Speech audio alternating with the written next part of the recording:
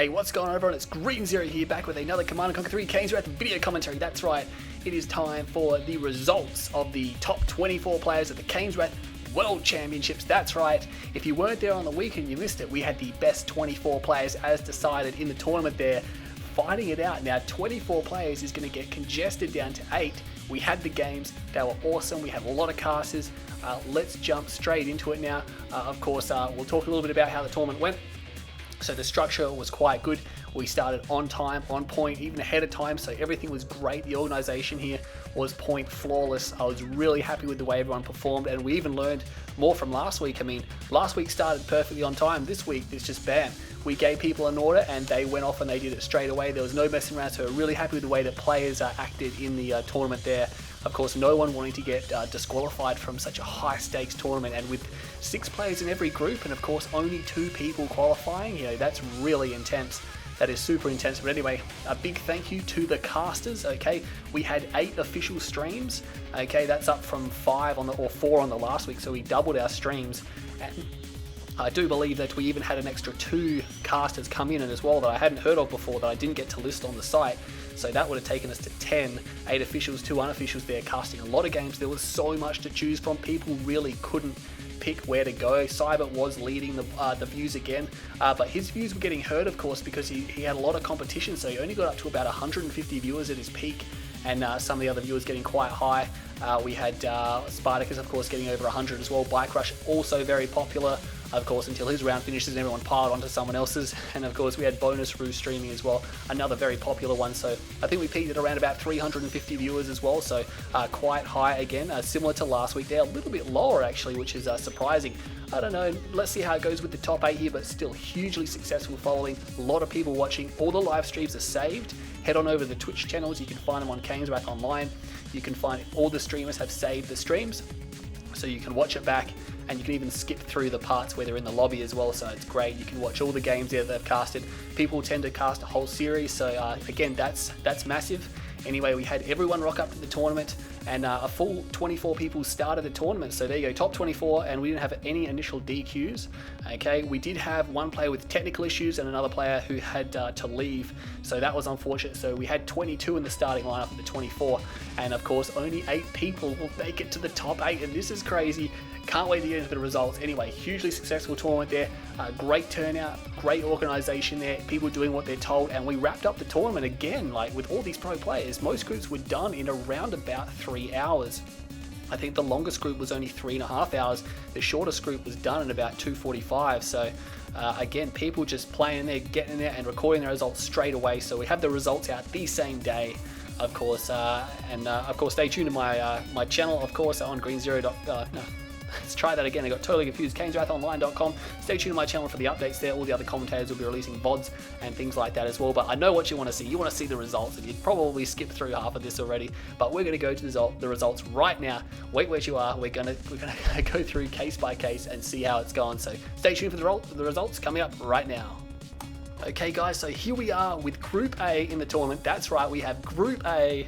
And as you can see in this group here, we had State of the Union, Unleashed UA, Harvest of the Soul, Johnny Calcina, Onion, and Worst Mate Forever, aka Toma, or Tuma, whatever he's called himself these days. But of course, this was an interesting matchup here. State of the Union actually going right to the top here. He did drop a game, so he did lose to Unleashed, which was quite intense. Both these guys had a number 1 ranking going into this round here, but he did drop one to Unleashed. Unfortunately, Unleashed did drop one of his games, so that set him back a little bit there. He actually lost to Tuma, who finished last in this group, so just Tuma, I guess they're a player that he has a little bit of trouble against, but nonetheless, State of the Union and Unleashed will be taking those spots there, and look how close it was between second and third there. State of the Union did plenty to get through with a number 1 ranking, and he'll get a double shot in the finals. But Harvest of a Sale, oh man, feels so bad for him. He missed out by a point there. Of course, he went in with a number 3 ranking, so even if he leveled with Unleashed, he would still not qualify, because Unleashed has a number 1 ranking, so he would have actually had to finish ahead of him on points to get that qualification spot. But nonetheless, well done to Harvest for Sale, aka Advanced Noob there. He did 50-50, winning 6 games, losing 6 games, and defeated 2 of his opponents. But he did lose to 3, which is interesting, because if you go to Johnny Calcina beat 3 of his opponents and only lost to 2. But as you can see there, the games lost was a little bit high. He played 1 more game in Advanced Noob and he just missed out on the points. He wasn't as clean in his victories and of course Harvest for Sale holding on in his defeats, a lot of 1-2s there as well, so managing to end up a point ahead of Johnny Calcina, but it doesn't really matter at the end of the day. Johnny would have finished third anyway, and he wouldn't have beaten Unleashed. So if things had gone a little bit differently, either one of those could have qualified. Unfortunately, Ionian, who looked pretty dangerous in the first round group stages, didn't have a very good day in Group A here. As you can see, he did kind of get a little bit rolled there, getting 5 victories, which is nice, 8 points, and Tuma on the bottom with 6 points. So very close group there, especially the top 3. I mean, State of the Union did have that little bit of an advantage there with 5 points, so he's cleared it a little bit, but then it's 11, 10, 9, 8, so again very close. And even Tuma, who came in 6th position here, he's still got himself 6 points, which is, you know, decent. You wouldn't expect someone on the bottom to get such a high amount of points for that position. But anyway, that's Group A. Well done to State of the Union, Unleashed UA. State of the Union gets a double shot in his he's going to go into a qualifying final, so he can afford to lose that game. But that will be it. If he can't afford to lose any more after that. But if he wins that game, he goes straight through the preliminaries, and that gives him a shot at a cash prize regardless. And Unleashed UA will be going to an elimination final, so he cannot lose from here. He has to defeat all of his opponents. And very happy there with Unleashed qualifying. A lot of people are going to be very happy as well, being like, yes, I still get to see Unleashed play some of the top guys. But that's Group A. Let's move on to Group number B now. Okay guys, here we are with Group number B, and this was quoted as being the death group in the tournament here because it had Bike Rush, Master Leaf, and Spectre in it.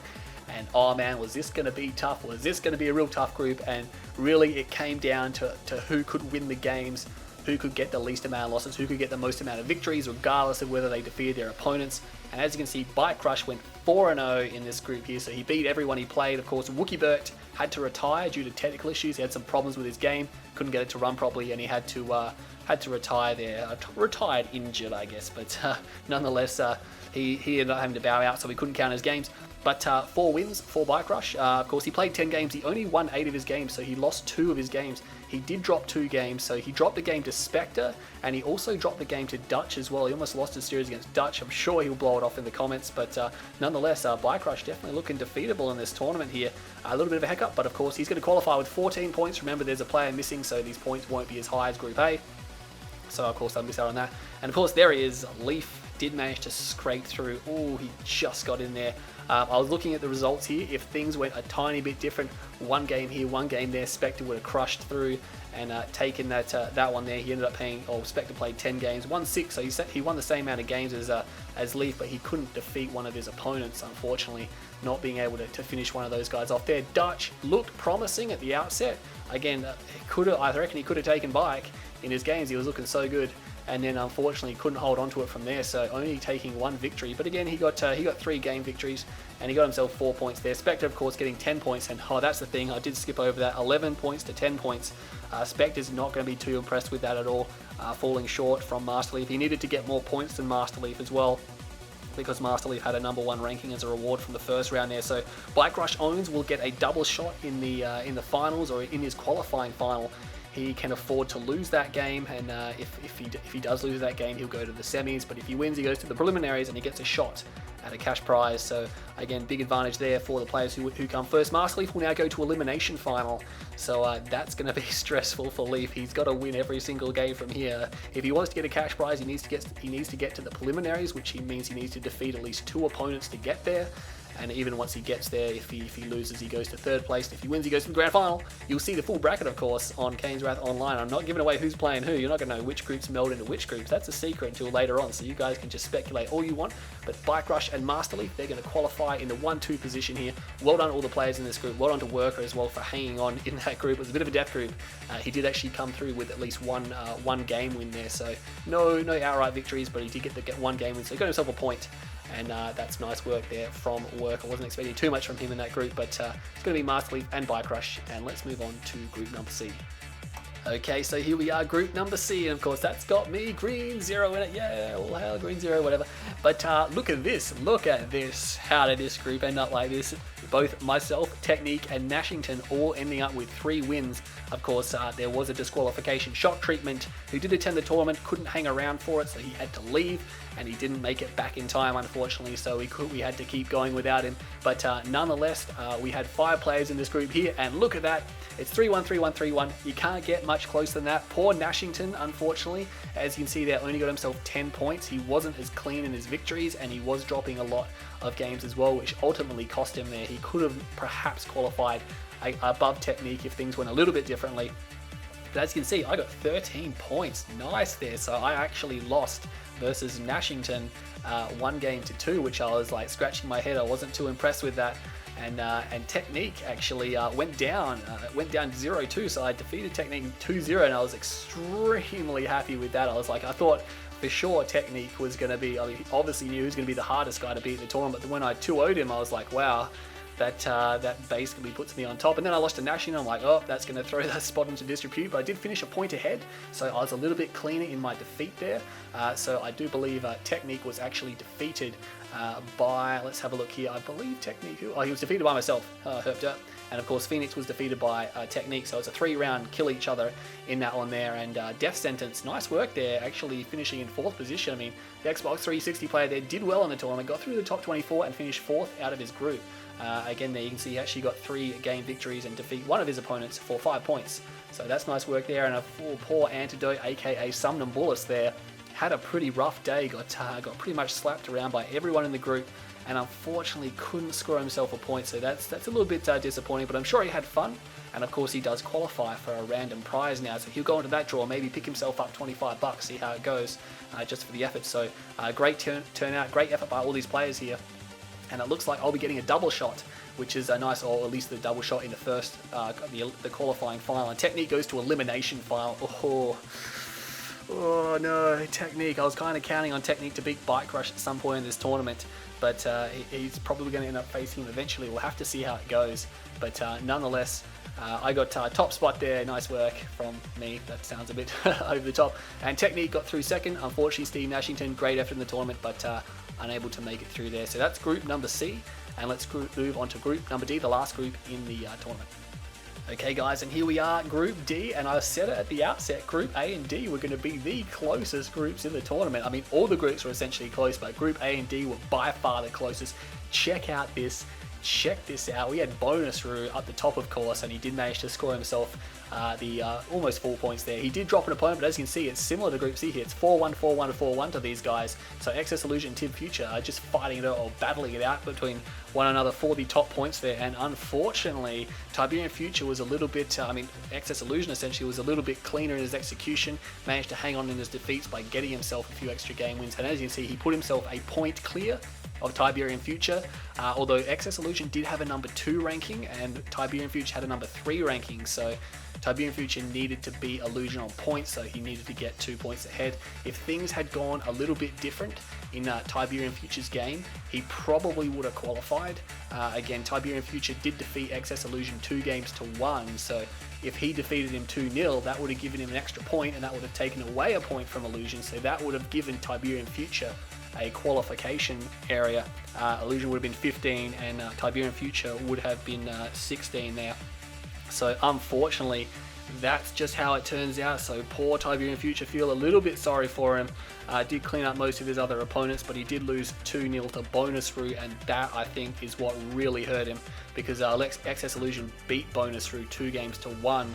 So he did get some points off there, but again, so close, 17, 16, and 15. A lot of people in the lobby actually thought it was a 3-way tie, and initially we thought it was a 3-way tie as well, but as the results started to come in and we could confirm them, we're looking at them and just like, oh man, it doesn't get much closer than that. 17, 16, 15. Unfortunately, Tiberian Future, he will go to a random prize draw, so hopefully he can pick up something there, but he won't be proceeding in the tournament. That's a bit unfortunate. He's probably not going to be too impressed with that. He did struggle in his Group B last week when he got pretty much thrown around a bit, but managing to get through, but not this time. Third just wasn't high enough, so unfortunate for Tiberian Future there. Andre actually qualified with a number 1 ranking, finished in 4th position, so he's the only person in the tournament who qualified from the round of 64 with a number 1 ranking that didn't actually qualify. If you notice from the other 3 groups, everyone who was 1st and 2nd was the number 1 rank in their previous round group, so Andre couldn't bring the goods there. Still got himself 4 victories, which is nice. 8 points, of course. It's extremely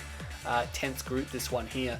He really needed to play all out, and unfortunately he did get a decent amount of wins, but just wasn't enough. 8 points there, that's of course nice. We had Iron Tibbus, again he finished second in my group last week, but unfortunately he was a little bit too outclassed here. It was unfortunate. He did get himself a victory, and of course 2 wins there, that's nice, but 3 points. I guess he's got to be happy with his performance in the tournament. He got a lot further than I thought he would, and he should be happy with that. And Miserable, another surprise entry there, did end up coming in last position there, 6th in his group, but he did get a game win, so he gets himself a point, and that's nice work. That only leaves, unfortunately, Antidote or Sun and Bullets without a point in the tournament, who wasn't DQ'd. So Miserable there getting through with a win, and he should be happy with that, at least getting some points on the board and registering it. So that's your Group D results, extremely close. Join in the discussion on Kane's Wrath Online, and yeah, that's Group D. Let's just zoom back out now. Okay guys, so what do you think of the top 24 results there? How did the people you think were going to win, did you tip them? Did you pick it out there, and did you pick it in the right order? But stay tuned to Kane's Wrath Online, stay tuned to my YouTube channel, check out the streamers, check out their YouTube channels, all linked on Kane's Wrath Online and in this video and everything like that. So stay tuned. We got the top 8 Kane's Wrath World Championship final bracket series. It will be released later on in the week, so people know who they're playing, know what the matchup's going to be, all the speculation can begin. Don't forget to turn out to the live streams. There's going to be a ton of people there. This is it. This is for the prizes, and we got $1,000 worth of prizes, and people are going to be scoring these next week. So we'll have to see how that goes. We do have the option for the grand finalists to play their game at a later date if we want to do something huge, but we'll see how it goes, see what they're feeling like, see how many people we got following, and it's going to be intense. Some really high stakes games coming up. No one can really afford to lose. There's going to be a lot of money on the line, and there's going to be games where people are playing for cash prizes while the loser gets nothing. So it's going to be huge, high tense, high octane. I cannot wait for it, to be honest. I'm really pumped for this, and I'm really hoping now. I mean, my first goal was try to make it top 8, and then my next goal was try to get top 4, so that was my secondary goal. So I made top 8, got goal number 1 there, and I can't believe I qualified top of Group C. That's amazing, and it's going to be intense. So we're going to see 2 qualifying finals. Of course, the 4 players which can appear in the qualifying finals are State of the Union, myself, Bike Crush, and Bonus Roo.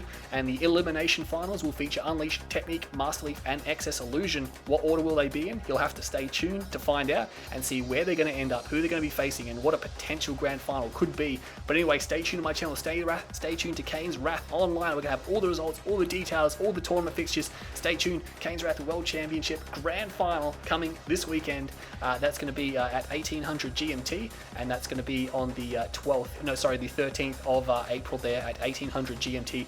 Don't forget to stay tuned to Kane's Wrath Online and check the countdown clock. That is going to be counting down to the finals brackets. You're not going to want to miss that one there if you can't convert time for some reason. Stay tuned to the clock. That's going to count down right to that point, and it will be updated shortly. So anyway, I'm Green Zero. Stay tuned to Kane's Wrath Online and get ready for the top 8 Kane's Wrath World Championship Final Series.